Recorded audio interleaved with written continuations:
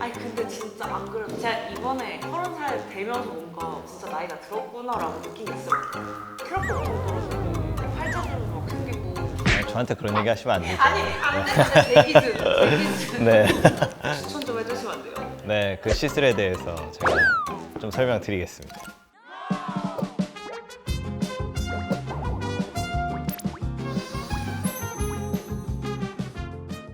안녕하세요. 피부로 떠나는 여행 가이드 피부과 전문의 노성민입니다. 피부과 시술의 종류가 너무 많다 보니까 도대체 어떤 시술을 받아야 하는지 헷갈리는 경우가 많으시더라고요. 그래서 오늘은 나이대별로 추천드릴 만한 시술을 딱 정리해 드리겠습니다. 자, 우선 20대 분들에게 추천드리는 시술부터 알려드리겠습니다. 20대 분들이 받을 만한 시술 첫 번째는 여드름의 자국, 흉터 치료입니다.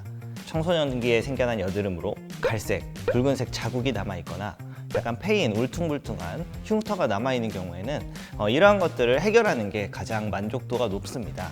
그 여드름 흉터가 시간 지나면 좋아지지 않을까? 라고 생각하시는 분들이 있는데 붉은색이나 갈색 자국도 3, 4년 이상 오래가는 경우도 있고요. 울퉁불퉁한 패인 흉터는 당연히 시술을 받지 않으면 호전되지 않습니다.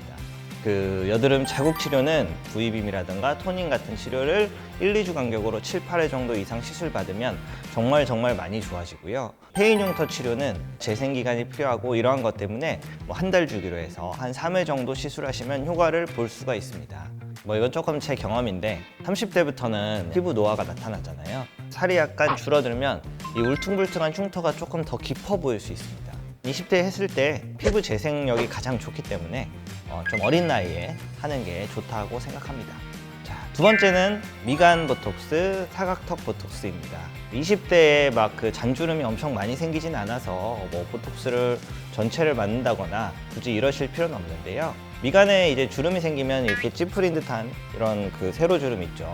이런 게 생길 수 있고 가만히 있을 때도 있으면 그때는 보톡스로 해결이 안 돼서 생기기 전에 맞는 게 좋다고 생각합니다. 사각턱 보톡스 같은 경우는 이게 사각턱이 좀 큰 사람 이런 분들에게 맞아주면 약간 갸름해 보이는 이러한 효과를 줄 수 있는데요. 미간하고 사각턱 보톡스는 만족도가 매우 높은 걸 제가 볼 수 있어서 이 두 개를 추천드렸습니다. 둘 다 보톡스이기 때문에 보통 한 4에서 6개월 간격으로 꾸준히 맞으시면 충분히 효과가 좋고 유지된다고 보시면 되겠습니다. 세 번째는 주근깨 색소 치료입니다. 만약에 얼굴에 좀 잡티나 주근깨가 있다 싶으신 분들은 세네 번 치료만 받아도 주근깨를 깔끔하게 제거할 수 있습니다. 자, 다음은 3, 40대 분들에게 추천하는 시술입니다. 다들 아시겠지만 20대 이후로 계속 노화가 진행이 됩니다. 그래서 30대의 피부를 어떻게 관리하냐에 따라서 동안을 유지할 수 있느냐 혹은 노안으로 가느냐 갈림길에 있는 피부 관리의 가장 중요한 시기라고 할 수 있는데요. 제가 볼 때 가장 효과가 볼 수 있는 시술은 울세라와 써마지와 같은 리프팅 시술입니다. 콜라겐의 재합성을 촉진하는 시술이기 때문에 근본적인 약간 피부 노화를 개선하는 시술이라고 볼 수 있고요. 이제 울세라와 써마지 중에 그럼 뭐가 본인에게 맞는 거냐? 간단히 말씀드리면 불독, 심술보 등의 얼굴살이 많으신 분들에게는 울세라를 추천드리고요. 얼굴살이 적거나 피부가 얇고 잔주름이 많으신 분들, 이러한 분들에게는 좀 써마지를 추천드립니다. 그래도 이제 1년에 한 번 정도 시술 받으시면 꾸준히 했을 때 이제 만족스러운 결과를 보실 수 있는데요. 울세라 써마지가 오리지널이다 보니까 효과도 가장 좋은 시술이지만 가격대가 좀 있어요. 만약에 이 가격이 너무 부담되시면 울세라 자매품으로는 초음파 리프팅 시술이죠. 브이로, 슈링크, 리니어지 등이 있고 써마지 자매품으로는 고주파 리프팅인 올리지오, 덴서티, 펜서마, 볼륨업 이러한 기기들이 있습니다. 아무래도 이러한 자매품이 약간 국산이고 팁값이 저렴하기 때문에 울세라 써마지에 비해서는 조금 더 저렴한 가격에 하실 수 있습니다. 근데 이 카피 머신들이랑 오리지널 제품들 어떤 차이가 있는 것 같아요? 오리지널의 100이라고 하면 기기에 따라 한 70, 80 어떤 건 되게 비슷하게 따라가는 기기들이 있는데 100에 비해서 좀 떨어진다. 가격대는 얼마나 차이가 나요? 5, 60% 이렇게 보시면 될 것 같아요. 근데 울세라랑 써마지가 얼마나 비싸길래? 울세라가 한 100에서 200 사이고요. 써마지 같은 경우는 200 이상이니까. 그래서 이제 그 자매품들은 좀 저렴하니까 그걸로 하셔도 될 거예요. 두 번째는 기미 색소 치료입니다. 피부과의 베스트셀러죠. 피부 노화가 진행되면서 피부톤이 점점 어두워지고 기미, 흑자, 잡티 같은 이런 색소가 30, 40대에는 점점 늘어날 수밖에 없습니다. 이렇게 색소가 많이 늘어나면 깔끔한 이미지를 주기가 힘들고 본인이 이제 신경을 많이 쓰일 수밖에 없겠죠. 보통 이제 이러한 레이저 토닝을 2주 주기로 한 10회 정도 하게 되면 피부톤이 많이 밝아지고 기미와 잡티가 많이 연해지고 줄여주는 효과를 보실 수 있습니다. 세 번째는 스킨 보톡스입니다.